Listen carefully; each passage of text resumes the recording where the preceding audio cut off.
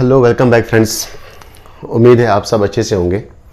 आज हम एक नया चैप्टर लेंगे आपके एनसीईआरटी का, chapter first, that is the living world. Living world छोटा सा चैप्टर है। इसमें आपको जो सिलेबस दिया गया है दैट इज़, पहले आपको लिविंग के बारे में जानना है, लिविंग क्या होता है, ठीक है। लिविंग की कुछ प्रॉपर्टीज़ आपको पढ़नी है जिनको हम बोलते हैं कैरेक्टरिस्टिक्स ऑफ लिविंग। इसके बाद हम पढ़ेंगे टेक्सोनॉमी क्या होती है इसमें। टेक्सोनॉमी के बाद आपको पढ़ने हैं टेक्सोनॉमिकल कैटेगरीज, ठीक है। टेक्सोनॉमी में जिसको आप बोलते हो सिस्टमैटिक्स,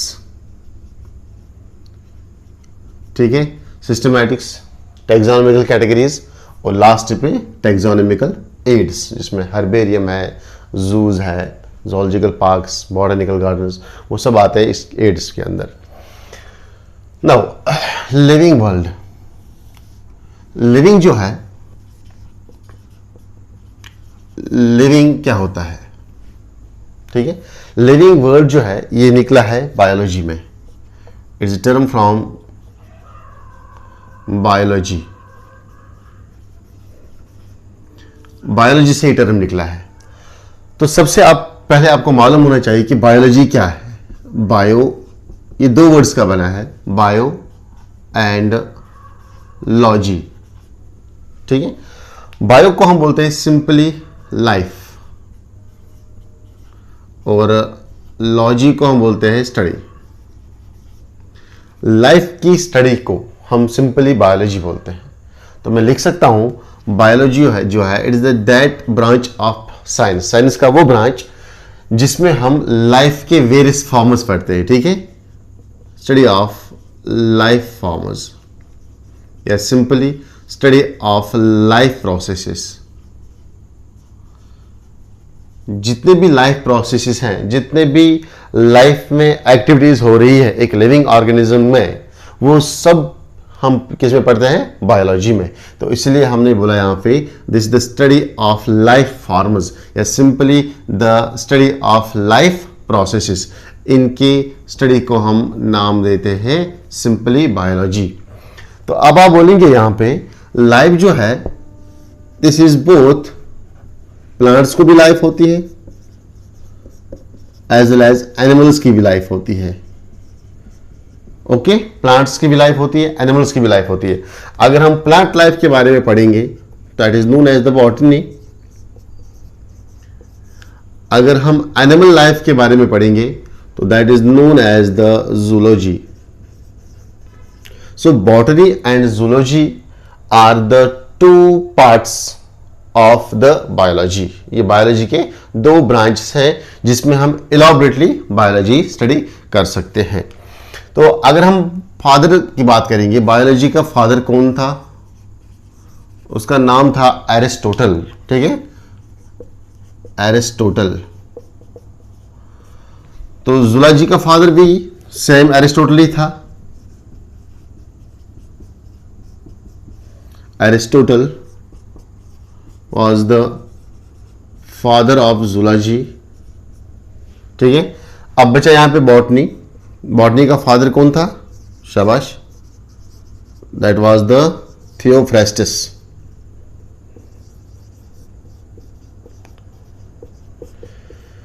थियोफ्रेस्टस ये साइंटिस्ट का नाम है।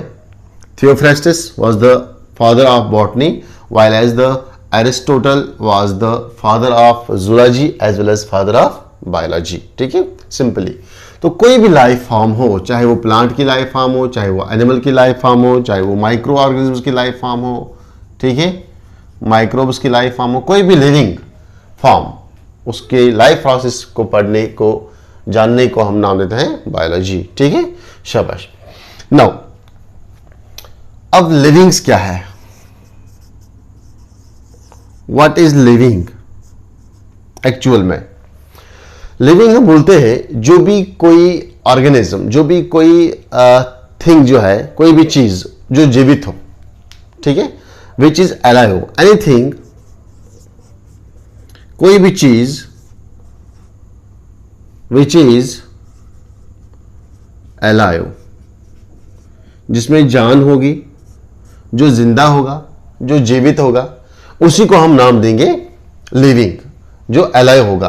तो आपको कैसे मालूम पड़ेगा कि कोई चीज जो है वो लिविंग है या नॉन लिविंग है? दैट ही इज अलाइव या इट इज अलाइव और नॉट। ठीक है, अगर मैं आपको बोलूंगा ये पेन जो है ये लिविंग है नॉन लिविंग है, तो आप कैसे बोल सकते हो ये लिविंग है? कौन से बेस पे आप बोल सकते हो ये लिविंग है या नॉन लिविंग है? इसमें कुछ बेसिस होते हैं, कौन से बेस पे आप बोल सकते हो? देखो, ये जो लिविंग होते हैं, जो अलाइव होता है, इट कैन रेस्पायर, ये रेस्पायर कर सकता है। लिविंग जो है ये ग्रोथ एंड डेवलपमेंट, इसमें ग्रोथ एंड डेवलपमेंट होती है। ठीक है, लिविंग जो है ये रिप्रोडक्शन कर सकता है। क्लियर? लिविंग जो होगा इसमें सेलुलर नेचर होगा, इसमें डाइजेशन होती है। ठीक है, ये रेस्पिरेशन करता है, ये ग्रोथ करता है, डेवलपमेंट दिखाता है, डाइजेशन है। ठीक है, इसमें ये रेस्पॉन्स कर सकता है, रेस्पॉन्स टू स्टिमुलाई, स्टिमुलाई को रेस्पॉन्स कर सकता है। क्लियर? और कौन से प्रोसेस हो सकते हैं एक लिविंग की? शाबाश, मेटाबॉलिज्म हो रहा है इसमें, सेलुलर एक्टिविटीज,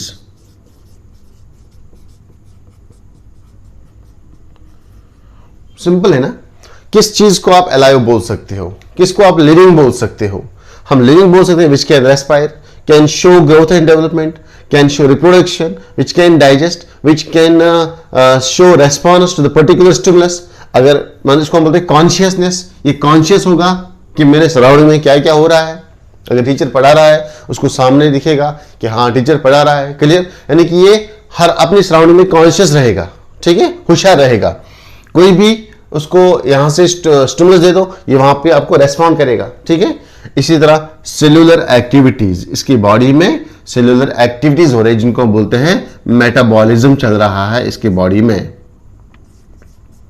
तो अगर नॉन लिविंग होगा उसमें ये सब प्रोसेस नहीं होंगे, अगर लिविंग होगा तो उसमें ये सब प्रोसेस आपको दिखाई देंगे। तो उन बेस पे आप बोल सकते हो whether the organism is living और नॉट। ठीक है, नाउ इसके बाद हम देखते हैं यहां पे लिविंग जो है इसके कुछ प्रॉपर्टीज होते हैं, इसके कुछ कैरेक्टरिस्टिक्स होते हैं जिनके बेस पे हम बोल सकते हैं वेदर लिविंग, ये जो ऑर्गेनिज्म है ये लिविंग प्रॉपरली है या नॉन लिविंग है। ठीक है, ये जरूरी नहीं, इनमें कुछ कैरेक्टर्स जो है वो नॉन लिविंग भी दिखा सकते हैं हमें, लेकिन वो हम इलाबोरेटली पढ़ेंगे।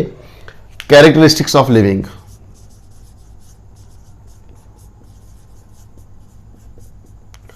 कैरेक्टरिस्टिक्स बोलो या प्रॉपर्टीज बोलो,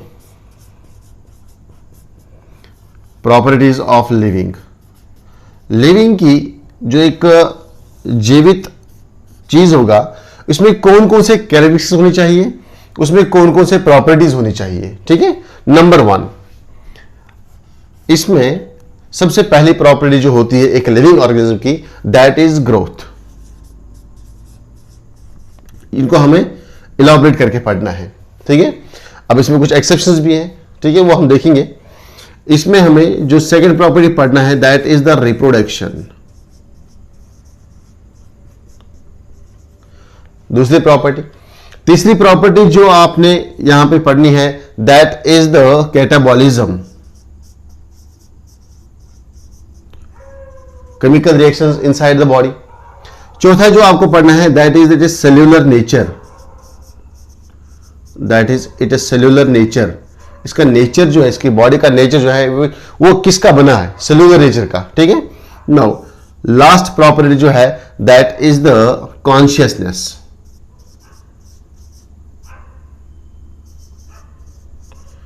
कॉन्शियसनेस मीन्स हो गया रेस्पॉन्स टू स्टिमुलस। स्टिमुलस अगर इसको दिया जाएगा ये रेस्पॉन्ड करता है या नहीं करता है। ठीक है, कोई एक्शन यहां से इसको दे दो तो वहां से रेस्पॉन्ड करेगा, रिएक्शन करेगा। ठीक है, उसको हम बोलते हैं कॉन्शियसनेस। ठीक है, ये होशियार है बंदा। तो यहां पे अब हमें एक एक करके इन सबको पढ़ना है। ठीक है, शाबाश। पहले हम लेंगे ग्रोथ, पहले हम ग्रोथ लेंगे। चलो इसको नोट करो, स्क्रीनशॉट ले लो इसका जल्दी से, शाबाश।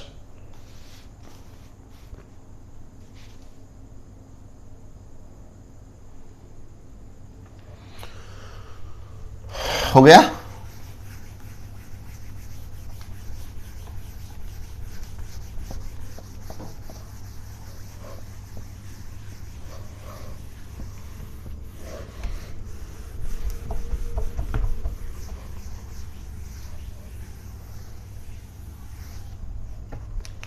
नंबर 1 प्रॉपर्टी है दैट इज ग्रोथ।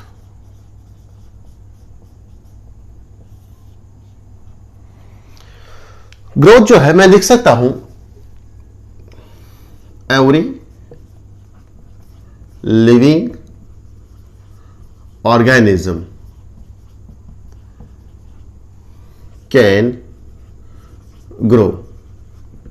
ये सबसे पहली प्रॉपर्टी है लिविंग ऑर्गेनिज्म की, ठीक है। Every living organism can grow, हर एक लिविंग ऑर्गेनिज्म जो है वो ग्रोथ करता है, वो हम देखेंगे अभी। तो जो सिंपली ग्रोथ है, किस चीज को हम ग्रोथ बोलेंगे, what actually growth is, what actually growth is. जब हम ग्रोथ देखते हैं तो ग्रोथ में हम मेनली दो चीजें देखते हैं। एक, ग्रोथ में सेल का नंबर बढ़ता है, ठीक है। मैं लिखूंगा यहां पे growth is increase in size. ये जो ऑर्गेनिज्म है इसके साइज, बॉडी का साइज इंक्रीज हो जाता है। नंबर सेकंड क्या होता है ग्रोथ में, जो फीचर आपको देखने को मिलेगा that is increase in number. किसका नंबर इंक्रीज होगा, ऑर्गेनिज्म का नंबर। ऐसे नहीं एक ऑर्गेनिज्म था इसके 4-5 बन गए, ठीक है, नहीं, इसका नंबर जो इसके सेल का नंबर इंक्रीज होता है, ठीक है, सेल नंबर। यहां पे क्या साइज इंक्रीज हो जाएगा, ऑर्गेनिज्म का साइज इंक्रीज हो जाएगा। कैसे इंक्रीज हो जाएगा, जब इसके सेल साइज जो है, जब इसका सेल साइज जो है वो इंक्रीज हो जाएगा, सेल साइज इंक्रीज हो जाएगा, सेल डिवीजन होगी तो इसके ऑर्गेनिज्म की बॉडी का साइज इंक्रीज हो जाएगा। सेल नंबर बढ़ेंगे तो मैं बोल सकता हूं ऑर्गेनिज्म का जो इंक्रीज इन नंबर हो गया इसके सेल्स का, ठीक है। सेल नंबर इंक्रीज होना, सेल साइज इंक्रीज होना, ये दो मेजर कैरेक्टरिस्टिक्स हैं हमारे ग्रोथ के। तो मैं लिख सकता हूं ये दो कैरेक्टर जब होते हैं तो हम लिख सकते हैं these two causes the growth, ठीक है। एक और मेन कैरेक्टर है ग्रोथ का, दैट इज ग्रोथ जो है इट इज इरिवर्सिबल, ठीक है। इरिवर्सिबल मीन्स ये वापस नहीं आ सकती है, या जिसको हम बोलते हैं permanent. Irreversible, growth is irreversible and permanent. Permanent क्या होता है इसमें, इरिवर्सिबल मीन्स जो वापस नहीं आएगा, परमानेंट मीन्स एक बार हुआ ये कंटिन्यूसली रहता है। ग्रोथ इरिवर्सिबल है और परमानेंट है, किस चीज का, in increase in the size, यही, and number of cells. Simple मैंने यहां पे लिखा, ये दो पॉइंट्स को मैंने एक ही पॉइंट में बना दिया यहां पे। Growth is therefore irreversible and permanent increase in the size and number of cells. Cells का नंबर बढ़ना, ठीक है। सेल्स का नंबर बढ़ेगा तो ये इंडिविजुअल का साइज बढ़ाएगा, ठीक है ना। इसके बाद जो ग्रोथ है, एक और चीज मैं लिखूंगा, जो ग्रोथ है it is resultant of metabolism. Metabolism हो रहा है बॉडी में, ग्रोथ जो है actually this is the result of metabolism. Metabolism कैसे, फॉर एग्जांपल अभी आपने कोई एक बच्चा देखा, ये बच्चे की एज है 5 इयर्स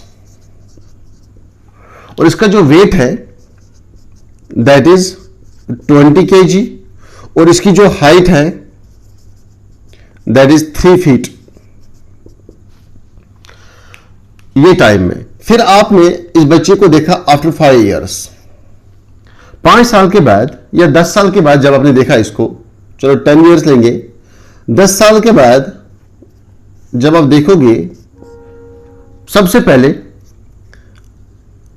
इसकी एज 15 साल 20 साल होगी, इसका वेट जब आप यहां पे देखोगे that is 50 kg for example. इसकी जब आप हाइट देखोगे that is 5 feet. That means ये ऑर्गेनिज्म जो है इसकी बॉडी में ऐसा क्या हुआ जो ये 5 साल से, जब 5 साल का था तो इसकी बॉडी में ये कैरेक्टर थे, वेट था 20 केजी, हाइट थी 3 फीट, लेकिन जब ये हमने 10-15 साल के बाद देखा तो इसका वेट बढ़ गया 50 केजी, इसकी हाइट बढ़ गई थी 5 केजी, 5 फीट। अब ऐसा क्या हुआ इसकी बॉडी के अंदर, इसकी बॉडी ने ग्रोथ करी, तो इसको हम बोलते हैं, मैं बोलता हूं यहां पे इसकी हो चुकी है ग्रोथ। ये ग्रोथ जो है ये इरिवर्सिबल है। अगर ये बच्चा चाहेगा कि मैं फिर से छोटा हो जाऊं, मेरी हाइट फिर से कम हो जाए, क्या हो सकता है ऐसा पॉसिबल है? No, never. क्यों? बिकॉज ग्रोथ इज इरिवर्सिबल, ये वापस नहीं जाती है। Clear? And permanent. Permanent means ऐसा ये नहीं है कि 10 दिन के लिए बड़ा हो गया, अपनी साइज इसने ग्रो किया, अपनी बॉडी का साइज, फिर ये 10 दिन के बाद बोलेगा नहीं मैं फिर से छोटा हो जाऊंगा। नहीं, ये परमानेंट है, जितनी ग्रोथ होगी उतनी होती रहती है। ठीक है, शाबाश, उतनी कंटिन्यू रहेगी। तो दूसरा, इसकी बॉडी में क्या ऐसा हुआ कि इसकी बॉडी में ग्रोथ हो गई? मैंने यहां पे वर्ड लिखा मेटाबॉलिज्म। मेटाबॉलिज्म क्या है? मेटाबॉलिज्म इज जनरली जो भी हमारी बॉडी के अंदर केमिकल रिएक्शंस होती हैं, चाहे वो केमिकल रिएक्शन जो है वो सिंथेटिक रिएक्शंस होती है, चीजें बनती हैं बॉडी में, इनको हम बोलते हैं एनाबॉलिक रिएक्शंस। Anabolic reactions. दूसरा, साथ साथ इसके होते हैं एक और रिएक्शन को हम बोलते हैं कैटाबॉलिक रिएक्शंस। कैटाबॉलिक रिएक्शंस ये कंटिन्यूअसली हमारे बॉडी में चलते रहते हैं। जैसे कि हमारी बॉडी में प्रोटीन्स बनाने हैं, कैटाबॉलिक एनाबॉलिक रिएक्शन। हमारी बॉडी में अमीनो एसिड्स बनाने हैं, हमारी बॉडी में कुछ फैट्स बनाने हैं, ठीक है, तो उनका बनना, उनको हम बोलते हैं एनाबॉलिक रिएक्शन। तो मैं सिंपली लिख सकता हूं these are the synthetic reactions, these are the synthesis या synthetic process, synthetic process, these are the synthetic processes and these are, इसमें कोई चीज ब्रेक होता है, these are the destructive processes, these are the destructive processes. For example anabolism में क्या होता है, ये छोटे छोटे बायोमॉलिक्यूल्स हैं, मैक्रो बायोमॉलिक्यूल, ये आपस में मिल गए तो इन्होंने एक बड़ा या एक से ज्यादा बड़े मॉलिक्यूल्स बनाए, माइक्रो से बना मैक्रो। तो ये जो है इसको हम बोलते हैं एनाबॉलिक रिएक्शन या सिंपली सिंथेटिक रिएक्शंस। जैसे कि प्लांट अपना फूड बनाता है, कैसे? With help of photosynthesis. तो इसमें क्या करता है वो? Use of sunlight, in presence of chlorophyll plus minerals plus water plus carbon dioxide, छोटे छोटी चीजें यहां पे मिलते हैं, उनको बनाता है स्टार्च। इसी तरह हमारी बॉडी में हमारी बॉडी में प्रोटीन सिंथेसिस होती है, प्रोटीन्स बनते हैं। तो वो सब एग्जांपल्स किसके हैं? एनाबॉलिक रिएक्शंस के। कैटाबॉलिक को हम बोलते हैं डिस्ट्रक्टिव रिएक्शंस। इसमें क्या होता है, एक बड़ा मॉलिक्यूल जो होता है उसकी होती है ब्रेकडाउन इनटू स्मॉलर मॉलिक्यूल्स। तो ये दोनों रिएक्शंस आपस में एंटागोनिस्ट हैं, अपोजिट है एक दूसरे के। एक में चीजें बनती हैं, दूसरे में चीजें बिगड़ती हैं, डिस्ट्रॉय होती हैं, तोड़फोड़ होती है उनकी। कॉम्प्लेक्स मॉलिक्यूल यहां पे ब्रेक होते हैं इनटू सिंपलर मॉलिक्यूल्स में। जैसे इसके एग्जांपल, जैसे डाइजेशन है हमारी बॉडी में, रेस्पिरेशन में है, रेस्पिरेशन में ग्लूकोज ब्रेकडाउन होता है, ठीक है। इस तरह से बहुत सारे प्रोसेस ऐसे होते हैं जो कैटाबॉलिक रिएक्शंस होते हैं। तो ये दोनों को हम बोलते हैं मेटाबॉलिज्म। जब तक ना हमारी बॉडी में ये दोनों रिएक्शंस साथ साथ हो जाए तब तक हमारी बॉडी में ग्रोथ नहीं होगी। तो हम बोल सकते हैं चाहे वो सिंथेटिक रिएक्शंस हो चाहे वो डिस्ट्रक्टिव रिएक्शंस हो, दोनों जो है this both are important for the growth. दोनों के लिए ग्रोथ जरूरी है। क्यों? सेल साइज तभी बढ़ेगा, सेल नंबर तब बढ़ेगा जब हमारे बॉडी के सेल्स डिवीजन करेंगे। सेल डिवीजन, जब सेल्स डिवाइड होंगे कि हमारी बॉडी में क्या, कोई भी लिविंग ऑर्गेनिज्म की बॉडी में, ठीक है। और इस सेल डिवीजन के लिए, सेल साइज बढ़ाने के लिए, सेल नंबर बढ़ाने के लिए हमारी बॉडी को anabolic as well as catabolic reaction चलानी पड़ती है। हमारी बॉडी में मेटाबॉलिज्म चलाना पड़ता है हमारी बॉडी को। तो इस तरह से चाहे वो एनाबॉलिज्म हो चाहे वो कैटाबॉलिज्म हो, ये दोनों काज कराते हैं, are responsible for the growth. समझा गया बेटा आपको? क्लियर? तो ये सिंपल ग्रोथ के बारे में थोड़ा सा था। इसके बाद ग्रोथ जो है वो प्लांट्स में भी होती है। चलो इसको नोट करो शाबाश, जल्दी से स्क्रीनशॉट ले लो इसका।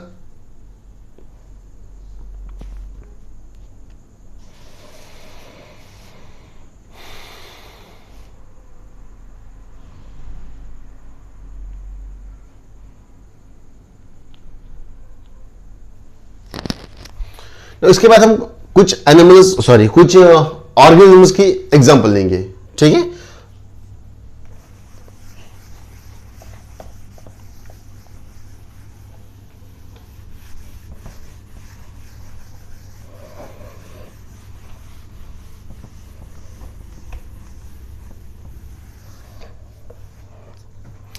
देखो ये ग्रोथ जो है, प्लांट्स भी ग्रो करते हैं, एनिमल्स भी ग्रो करते हैं। Growth in animals,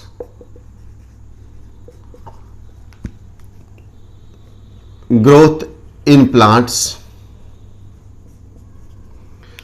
growth in micro organisms,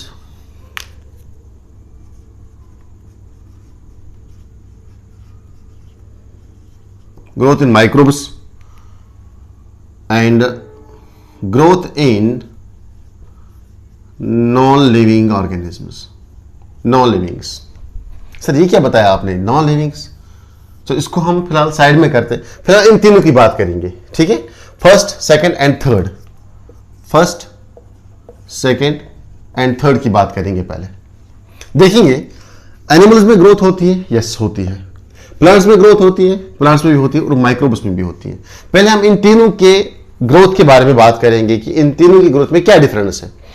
देखो अगर आप एनिमल की ग्रोथ देखेंगे, ठीक है, एनिमल की ग्रोथ, दिस ग्रोथ जो है ये कुछ टाइम के लिए होती है, इसके बाद ये रुक जाती है, ठीक है। आपने देखा हो जब बच्चा छोटा होता है उसके बाद इसकी ग्रोथ हो जाती है 10-11 ईयर्स एज, फिर 20, 25 और 25 एज, यानी कि जब एडोलेसेंट एज तक इसकी हाइट जो है यानी कि ग्रोथ जो है वो होती है बॉडी की, ठीक है। इसके बाद ये ग्रोथ जो है, इसकी ग्रोथ जो है अचानक से स्टॉप हो जाती है अप टू सर्टेन लिमिट। मैं लिखूंगा यहां पे the main difference between the plant growth and animal growth क्या है। प्लांट ग्रोथ जो है वो कंटिन्यूसली ग्रो करता है, क्लियर। आपने देखा होगा कोई प्लांट जो है वो एक लिमिटेड हाइट तक ग्रो करता है, नहीं। प्लांट जो है इसको जितनी लाइफ होगी अपने लाइफ टाइम में ये ग्रोथ जो है वो कंटिन्यूसली करता है। मैं लिखूंगा यहां पे एनिमल्स में, एनिमल्स में क्या करते हैं ये, देयर ग्रोथ इज लिमिटेड, यानी कि they can grow up to a certain age, can grow up to a limited age. किसी लिमिटेड एज में एनिमल्स जो है वो ग्रो करते हैं, ठीक है। आपने ये नहीं देखा है कि किसी एनिमल का जो लाइफ स्पेन है वो 100 साल या 200 साल है, 200 साल से वो कंटिन्यूसली ग्रो करेगा और एक बिल्डिंग जैसे बनाएगा अपने आप को, नहीं, ऐसा नहीं दिखता है एनिमल्स में। इसीलिए हम बोलते हैं इनकी ग्रोथ जो है वो लिमिटेड है, they can grow up to a limited age. लेकिन अगर हम यहीं पे बात करेंगे इन केस ऑफ प्लांट्स की, तो प्लांट जो है they keep growing throughout their lifetime, ये अपने लाइफ टाइम में ग्रो करते रहते हैं continuously, they keep growing during their whole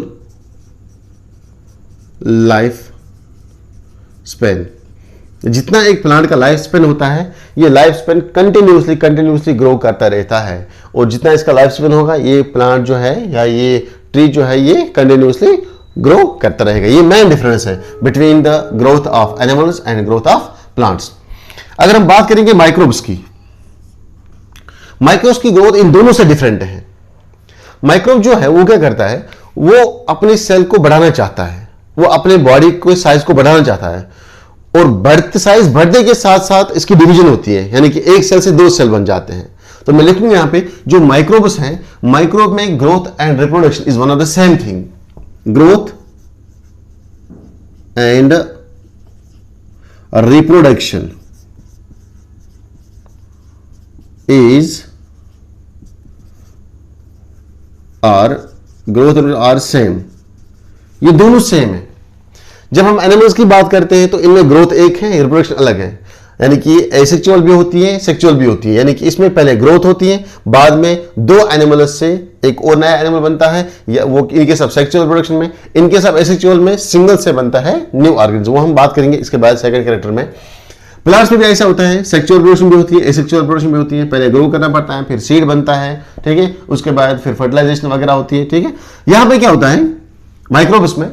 for example this amoeba, मैं आपको एग्जाम्पल दूंगा। ये एक अमीबा है, पेरेंट अमीबा, ठीक है। अमीबा दिखता है क्या? अमीबा, ये अमीबा क्या करेगा, इसको ग्रो करना पड़ेगा पहले, ठीक है। ये ग्रो करता है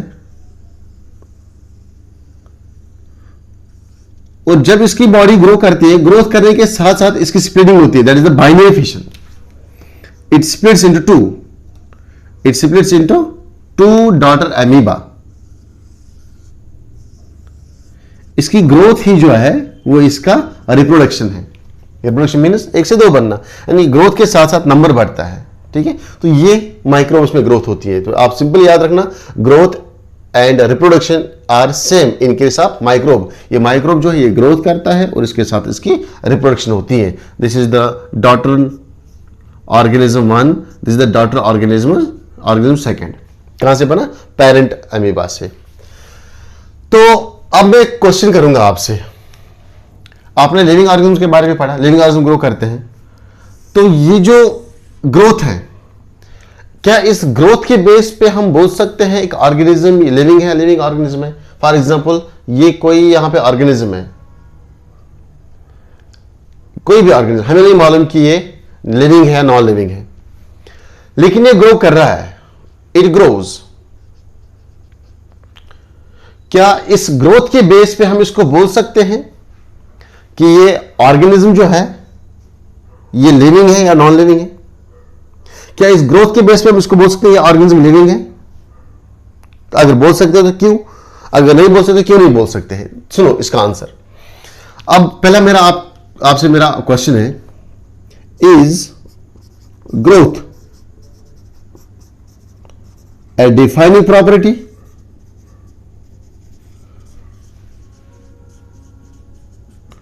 Is growth a defining property of living organism? क्या ओनली ग्रोथ के बेस पे हम बोल सकते हैं कि ऑर्गेनिज्म लिविंग है या नॉन लिविंग है? ठीक है, तो इसका आंसर जो आपके पास होगा वो यस भी हो सकता है, नो भी हो सकता है। तो अपना आंसर चूज करने से पहले आप सुनो। कुछ नॉन लिविंग ऑर्गेनिज्म जो है, नॉन लिविंग, वो भी ग्रो करते हैं। सर कैसे? आप क्या बोलते हैं कि नॉन लिविंग ऑर्गेनिज्म ग्रो करते हैं?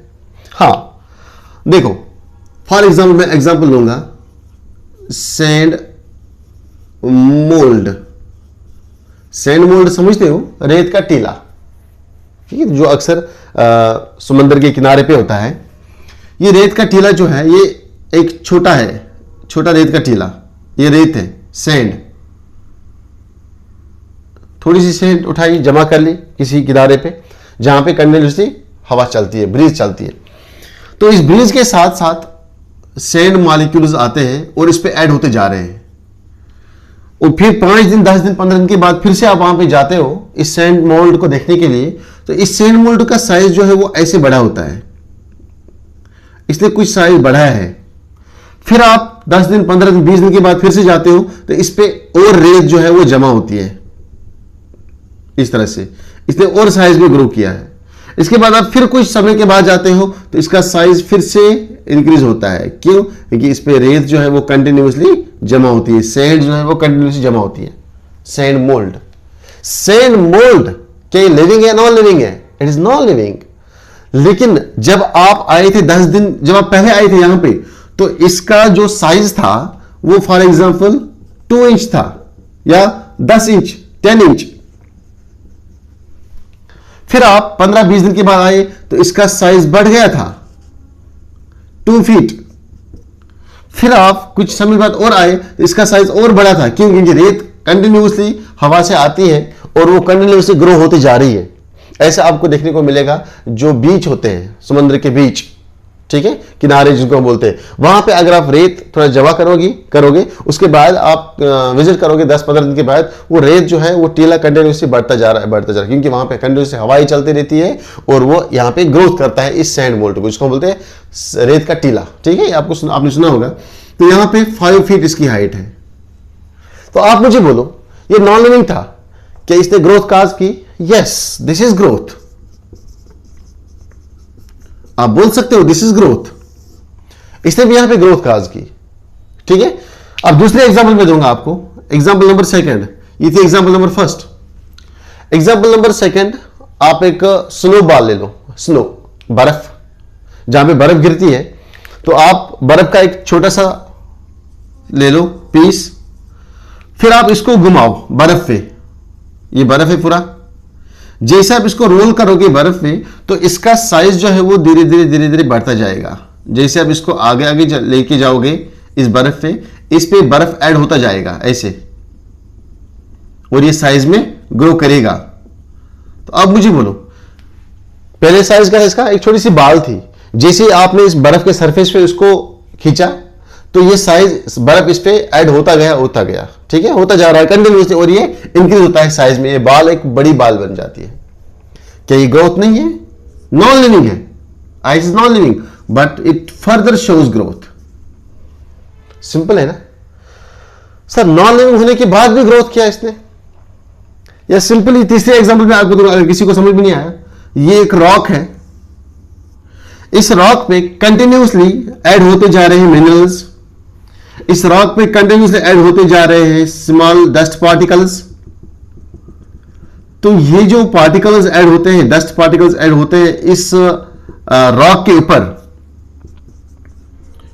इस रॉक का साइज बढ़ जाता है। भले ये स्लो प्रोसेस है, लेकिन इसका साइज जो है वो इंक्रीज होता जा रहा है। क्लियर? इतना साइज इंक्रीज हुआ, क्या हम बोल सकते हैं इस रॉक में ग्रोथ होगी? This is growth part, yes. तो लिविंग ऑर्गेनिज्म के साथ साथ कुछ हमारे पास ऐसे भी केसेस हैं जो नॉन लिविंग है, लेकिन वो फर्दर ग्रोथ दिखाते हैं, दे शो ग्रोथ। तो फिर what is the difference between the growth of this and growth of the non living organisms?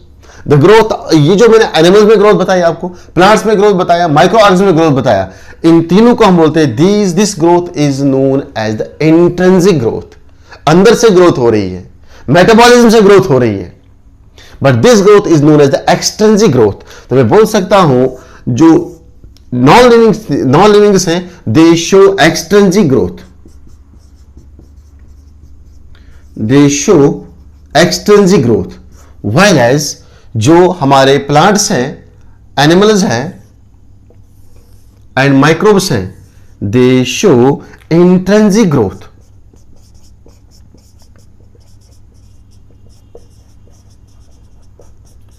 They show intrinsic growth. Intrinsic growth means हो गया अंदर की ग्रोथ, यानी कि मेटाबॉलिज्म से ग्रोथ होना, सेल डिवाइड होती है, वहां पे यूज ऑफ एंजाइम्स लगता है, वहां पे use of proteins, use of nutrients, तब जाके सेल जो है वो डिवाइड करती है, अपना नंबर बढ़ाते हैं। ऐसे ग्रोथ को बोलते हैं इंट्रिंसिक ग्रोथ। तो प्लांट हो, चाहे एनिमल हो या माइक्रोब्स हो, इन तीनों में इंट्रिंसिक ग्रोथ होती है। जो मैंने ये ग्रोथ बताया, इनकी ग्रोथ को हम बोलते हैं इंट्रिंसिक ग्रोथ।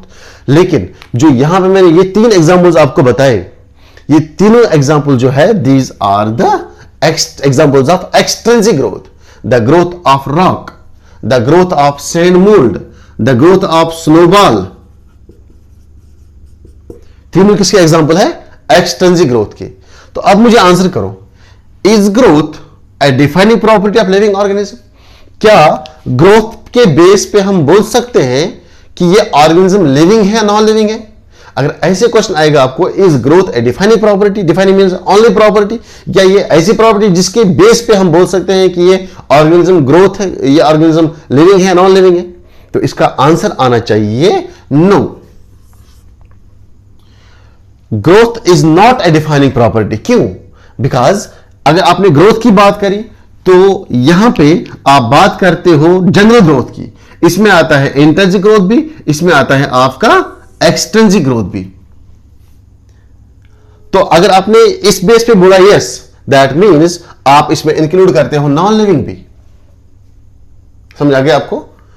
तो ये नॉन लिविंग है, लेकिन इसने भी ग्रो किया, लेकिन आपने इसको क्या बोला? लिविंग है ये, हालांकि ये लिविंग नहीं था, फिर भी ग्रोथ किया इसने। लेकिन कौन सी ग्रोथ किया इसने? Extrinsic growth. हाँ, अगर आपसे ये क्वेश्चन पूछा जाएगा कि is the intrinsic growth the property of living? Yes, intrinsic growth अगर दिया गया है, this is the only the property of living organism, while as the extrinsic growth is the property of non living organism. मैं लिखूंगा this is the property of non living things, while as intrinsic is the defining property of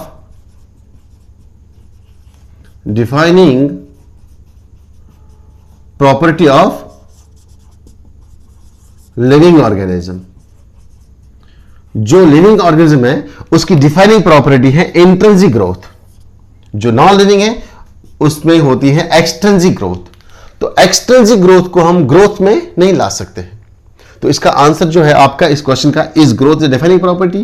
क्या growth जो है ये सिर्फ ultimate property है living organism की? आप बोलोगे नो। क्यों? क्योंकि ग्रोथ में जब आप जनरल ग्रोथ की बात करते हो तो ये हो सकता है एक्सट्रिंसिक ग्रोथ भी, ये हो सकता है इंट्रिंसिक ग्रोथ भी। तो अगर आपसे क्वेश्चन पूछा जाएगा is intrinsic growth a defining property of living organism? Yes, ठीक है। अगर क्वेश्चन पूछा जाएगा is intrinsic growth property of living organism, तो आपका आंसर होना चाहिए यस। क्यों? क्योंकि इंट्रिंसिक ग्रोथ सिर्फ लिविंग ऑर्गेनिज्म दिखाते हैं, while as extrinsic growth non living organism. यहीं पे अगर आपसे एक और क्वेश्चन पूछा जाएगा is extrinsic growth the property of living organism? No. Is कहां लिखूं? चलो यहां पे लिखूंगा मैं। अगर यही क्वेश्चन यहां पे पूछा जाएगा is extrinsic growth property of living organism, तो आपका आंसर होना चाहिए नो। क्यों? Extrinsic growth is a property of non living organism. बाहर से ग्रोथ हो रही है, ये अंदरूनी ग्रोथ नहीं है, ये बाहर वाली ग्रोथ है। बाहर से चीजें ऐड होती जा रही है जो इसका सरफेस एरिया इंक्रीज करते हैं, जो इसका साइज इंक्रीज करते हैं इस नॉन लिविंग ऑर्गेनिज्म का, उसको हम बोलते हैं extrinsic growth. Extrinsic growth is the property of non living, while as the intrinsic growth is the defining property of living organism. तो अगर ऐसा क्वेश्चन आएगा तो आंसर होना चाहिए नो। अगर ये क्वेश्चन होगा तो आंसर आपका यस। अगर ऐसा क्वेश्चन पूछा जाएगा आपका आंसर होना चाहिए नो। क्लियर? तो ये था growth. Growth is every living organism grow, लेकिन ये कौन सी ग्रोथ है? ये इंट्रिंसिक ग्रोथ है, ये इंट्रिंसिक ग्रोथ है। हमेशा याद रखना, intrinsic growth is the defining feature of living organism, but not the extrinsic growth, but not the general growth. Okay, screenshot ले लो जल्दी।